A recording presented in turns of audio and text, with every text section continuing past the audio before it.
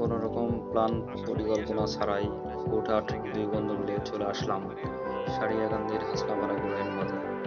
মন মাতানো যমুনার অপরূপ সৌন্দর্যে ঘেরা এই বাঁধটি, তাই দেখি বগুড়ার কন্টেন্ট ক্রিয়েটর আরিফ ভাইও এখানে ভিডিও বানাতে চলে আসেন।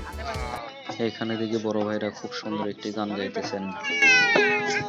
শোভন ভাই